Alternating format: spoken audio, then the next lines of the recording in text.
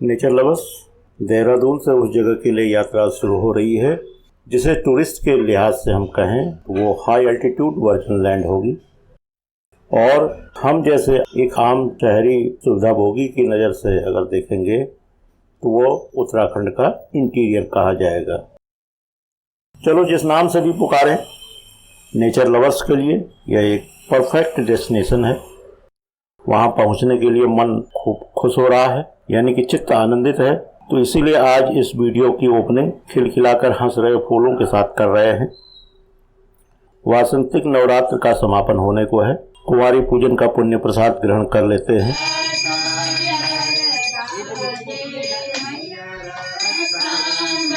देवी माँ जीवन यात्रा को निष्कंटक बनाए, हमारे दर्शकों व्यूअर्स को आगे सफलता का मार्ग प्रशस्त करे और बेमकसद घुमक्कड़ी का वीडियो रोचक और जानकारी भरा बने, यही कामना है, ये माता से प्रार्थना है।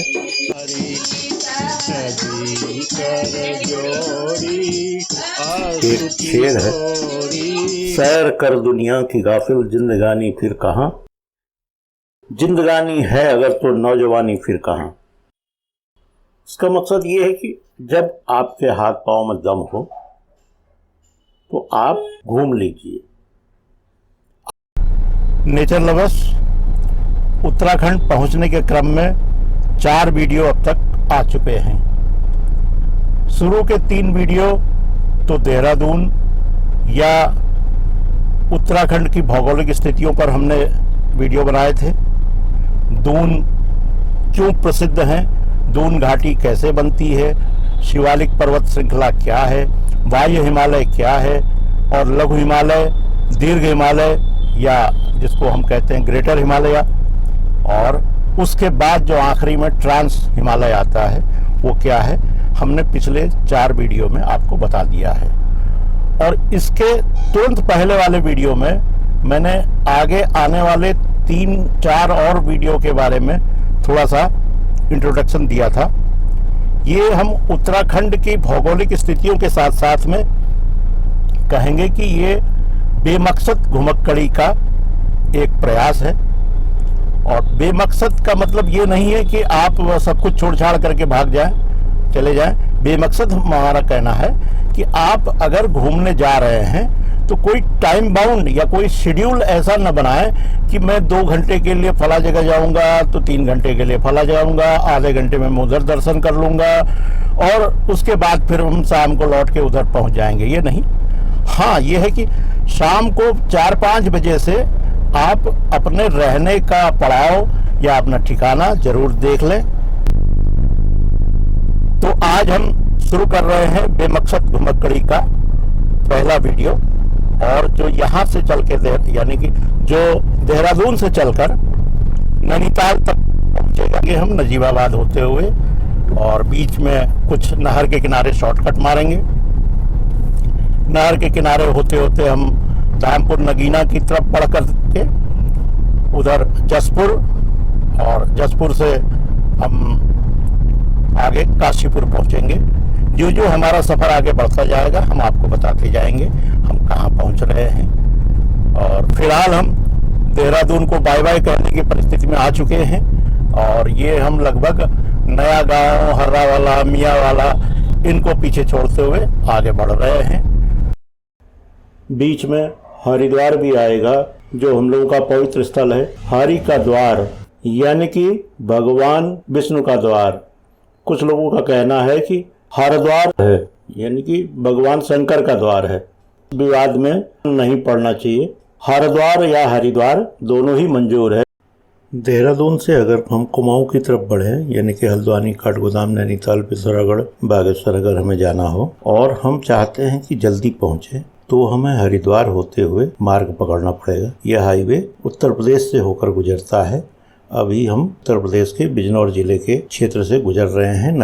नेचर लवर्स, हल्द्वानी का नाम हल्द्वानी क्यों पड़ा, इस बात को लेकर भी लोगों में जिज्ञासा रहती है। कहा जाता है कि यहाँ पर हल्दू के पेड़ बहुत थे, आज भी वहाँ हल्दू चौड़ा जगह है। और इसके अलावा ये स्थान कुमाऊं का प्रवेश द्वार है। यहाँ से आप काठगोदाम होते हुए नैनीताल, भवाली, भीमताल, अल्मोड़ा और आगे कौसानी, बागेश्वर, जागेश्वर, इन जगहों पर जा सकते हैं। और आजकल इस रूट को थोरागढ़ जाने वाले, मुनस्यारी जाने वाले भी ज्यादा उपयोग में ला रहे हैं, क्योंकि यह रूट टनकपुर की अपेक्षा ज्यादा सुविधाजनक लग रहा है। हल्द्वानी के पास में ही पंतनगर एयरपोर्ट भी है। हल्द्वानी के बारे में एक आशाजनक बात यह है कि औद्योगिक रूप से या व्यावसायिक रूप से बढ़ता हुआ शहर है। अगर हल्द्वानी और उसके पास में रुद्रपुर दोनों को क्लब कर दे तो ये उत्तराखंड की आधी से ज्यादा व्यावसायिक गतिविधियों का केंद्र है। हल्द्वानी की स्थापना सन 1300 में हुई। 1300 के आसपास कुमाऊं में चंद्रवंशी ज्ञानचंद का शासन था और ज्ञानचंद का दिल्ली के सुल्तानों के साथ में अच्छा संबंध था। इसीलिए जब वो दिल्ली से लौटे तो उन्होंने भाबर और तराई के क्षेत्र में अपना प्रभुत्व जमाने के लिए उनसे परमिशन ले ली। यानी कि ज्ञानचंद ने हल्द्वानी के आसपास के इलाके को विकसित किया। हल्द्वानी में रात हो गई थी, इसलिए हम लोग वहीं रुक गए। अगली सुबह हम लोग अपनी यात्रा काठगोदाम से शुरू करते हैं। काठगोदाम देश के उन चंद रेलवे स्टेशनों में है जहां पर डायरेक्ट रेलवे ट्रैक समाप्त हो जाता है। उत्तराखंड में ऐसे स्टेशन 6 हैं: देहरादून, ऋषिकेश, कोटद्वार, रामनगर, काठगोदाम और टनकपुर। और कुछ सालों बाद आप इस सूची से ऋषिकेश का नाम हटा देंगे। ऋषिकेश से कर्णप्रयाग तक के लिए जो रेलवे लाइन बन रही है, जब ये चालू हो जाएगी, 6ठे नंबर पर हम लोग कर्णप्रयाग कहा करेंगे। जब कभी इससे आगे सीधे रेल लाइन बनाने की जरूरत पड़ेगी तो देखिए सामने जमरानी बांध, बहुत बहुचर्चित बांध है। उसके बगल से हो सकता है ये रास्ता कोई निकले या भवाली के नीचे से कोई टनल निकाल करके आगे कोसी के किनारे किनारे बागेश्वर की तरफ को यहाँ से रेल लाइन बने। अब आते हैं कि काठगोदाम का नाम काठगोदाम क्यों। काठ मतलब लकड़ी, गोदाम मतलब गोदाम। तो यहाँ पर लकड़ी का गोदाम बनाया जाता था। कुमाऊं में जंगल बहुत था। भीमताल और नैनीताल के ओखलकांडा, मुक्तेश्वर और ये सब भवाली का इलाका, यहाँ पर लकड़ी, इमारती लकड़ी काफ़ी होती थी जिन्हें स्लीपर बना करके लाया जाता था। उत्तराखंड की 2 बड़ी नदियाँ हैं, पूर्वी रामगंगा और सरयू। इन दोनों नदियों में स्लीपर बहाए जाते थे। बचपन में मैंने उनको खुद देखा है अपनी आँख से। और मैदान तक बिना किसी कीमत के लकड़ी पहुँच जाती थी। बहुत होता था, कुछ लोग नाव के सहारे स्लीपर्स के पीछे पीछे चलते थे और बहा करके टनकपुर तक पहुँचाते थे। काठगोदाम में लकड़ी इकट्ठा हुई तो अंग्रेजों को लगा कि यहाँ से ये स्लीपर्स आगे ले जाने हैं तो रेल लाइन बनानी चाहिए। तो 1880 के आसपास काठगोदाम तक उन्होंने ट्रेन पहुँचा दी और उन्होंने उत्तराखंड की प्राकृतिक संपदा को जमकर लूटा और इसी ट्रेन के माध्यम से वो आगे बढ़ाते थे। काठगोदाम के बाद रानी बाग आता है। रानी बाग से एक सड़क राइट हैंड वाली भीमताल भवाली के लिए चली जाती है, जबकि बाईं हाथ वाली सड़क नैनीताल और एक सड़क आगे चलकर भवाली के लिए जाती है।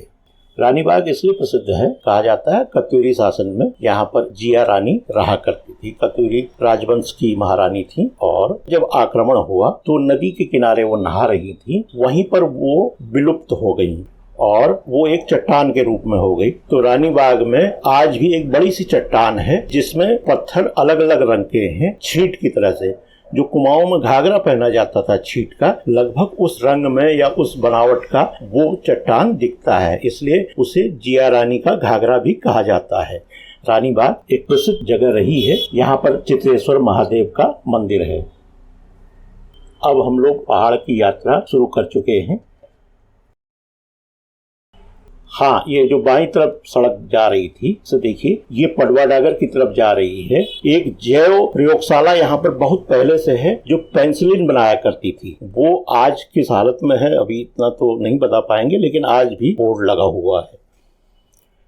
आगे चल रहे हैं। देखिए नीचे की तरफ की जो आपको घाटी दिख रही है, ये वो घाटी है जिसका जिक्र मैं पिछले 2-3 वीडियो में कर चुका हूँ, जो दून घाटी कहलाती है। इस इलाके की दून घाटी, कोटाबाग दून घाटी और पौलगढ़ दून घाटी इसी गहराई में नीचे हैं। वो काफी बड़े मैदान हैं। कोटाबाग तो करीबन 100 वर्ग किलोमीटर का एरिया है और पौलगढ़ का इलाका 21 वर्ग किलोमीटर का है। वहाँ जबरदस्त खेती होती है, बढ़िया मैदान है। उसके बाद फिर शिवालिक पर्वत श्रृंखला आती है, तब जाकर के आगे काला ढूंगी या उधर रामनगर का इलाका आता है जो मैदानी इलाका है।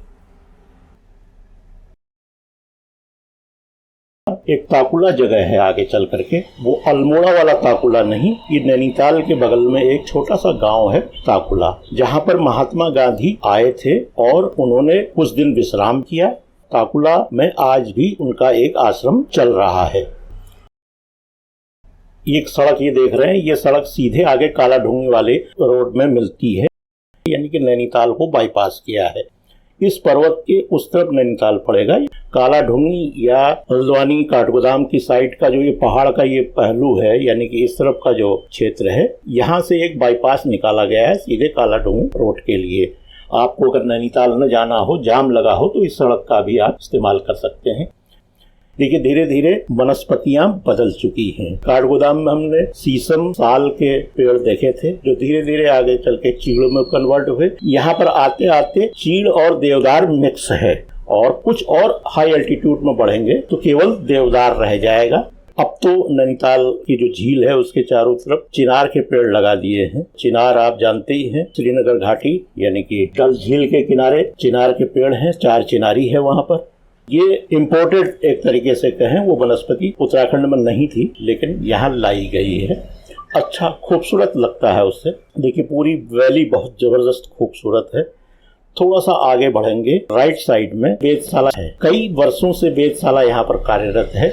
इस वेधशाला का नाम आर्यभट्ट के नाम पर है। यहाँ धीरे धीरे सुविधाएं भी बढ़ रही हैं, प्रयोग भी हो रहे हैं और हिंदुस्तान की प्रमुख वेधशालाओं में एक हो गई है। आप सेवानिवृत्ति का इंतजार या फिर फला काम हो जाएगा तब हम आराम से पति पत्नी घूमने जाएंगे, तो ये प्लान न बनाएं तो ज्यादा बेहतर है। हमने देखा कि वृद्धावस्था में लोग जाते हैं, तीर्थाटन के लिए विशेष कर जाते हैं। उनके साथ में कोई न कोई परिवार का सदस्य आता है या कोई अटेंडेंट रहता है। ऐसे में यात्रा का लुत्फ कितना उठा पाते होंगे यह कहना बड़ा मुश्किल है। इसलिए जब तक आप नौजवान, जवान या वयस्क हैं, आप दौड़ सकते हैं, चिल्ला सकते हैं, कूद सकते हैं, तब आप जरूर प्रकृति की गोद में जाने के लिए जो यात्राएं हैं उनको संपन्न करें, क्योंकि वहाँ पर सीमेंटेड सड़क मिलेगी या फिर कोई गाड़ियाँ आपको ऐसे डेस्टिनेशन तक पहुँचाएंगी, या सीढ़ियाँ नहीं होंगी, या ट्रॉली रोपवे का कहीं सहारा मिलेगा, ये कहना बड़ा कठिन है। और मन प्रसन्न है, उमंग है, तरंगित है, तो स्थान, डेस्टिनेशन भी अच्छा लगता है।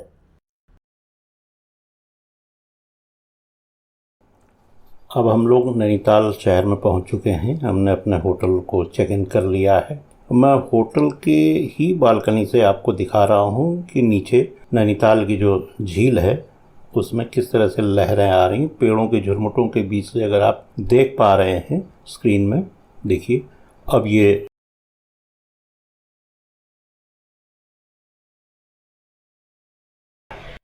हमने जानबूझकर ऐसी जगह पर होटल लिया जहां से मल्लीताल भी पैदल जाना आसान हो और तल्लीताल भी आसान हो। इस होटल के बिल्कुल सामने पाषाण देवी है। झील के उस तरफ अगर आपको कभी दिखाई दे स्क्रीन में तो वो पाषाण देवी का मंदिर है और वो ठंडी सड़क कहलाती है।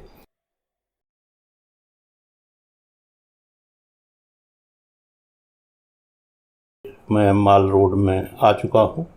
एक लोअर माल रोड, एक अपर माल रोड।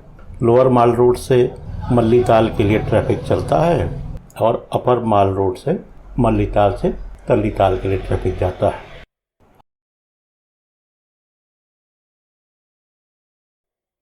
अभी दिन के करीबन 3:30-4 बजे हैं। देखिए किस तरह से परछाई आ रही है। झील के ऊपर नावें चल रही हैं। पर्यटन सीजन शुरू हो चुका है। झील के बारे में ये बताएं कि शहर के बीच में ये बड़ी झील है। इसके पश्चिम में जो मल्लीताल के ऊपर जाने के बाद काला ढूंगी रोड पर झील है जिसे खुरपा ताल कहते हैं, और तल्लीताल से भवाली होते हुए भीमताल की तरफ बढ़ेंगे तो वहाँ 4-5 झीलें हैं। भीमताल हो गई, नकुचिया ताल हो गया, 7 ताल हो गया और अन्य छोटी तालें हैं।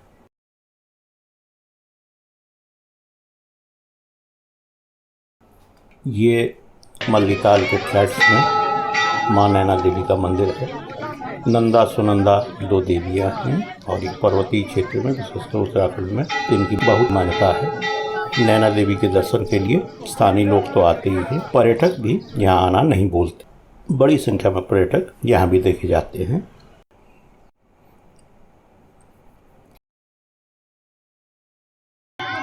हो सकता है कि आज मेरी वॉइस में मॉड्यूलेशन चेंज हो, क्योंकि मैंने कई जगह लाइव बोला है। अलग अलग समय में अलग अलग पिच हो सकती है, इसके लिए क्षमा प्रार्थी। नैनीताल के बारे में बहुत लोगों को बहुत जानकारी है। अधिकांश व्यूअर्स यहाँ घूमने भी आए होंगे, इसलिए यहाँ की उन विशेषताओं को नहीं बताऊँगा, लेकिन आगे 2-3 एपिसोड नैनीताल पर ही केंद्रित होंगे। जैसे यहाँ महिलाओं के लिए क्या क्या सामग्री मिलती है, इसी तरह से नाइट में नैनीताल कैसा दिखता है। आज का एपिसोड कैसा लगा? अच्छा लगा हो तो लाइक करिएगा, शेयर करिएगा, और कोई अगर आपको टिप्पणी करनी हो, कमेंट करना हो तो ज़रूर करिएगा। इन्हीं शब्दों के साथ मैं ब्लॉग बंद कर रहा हूँ। धन्यवाद।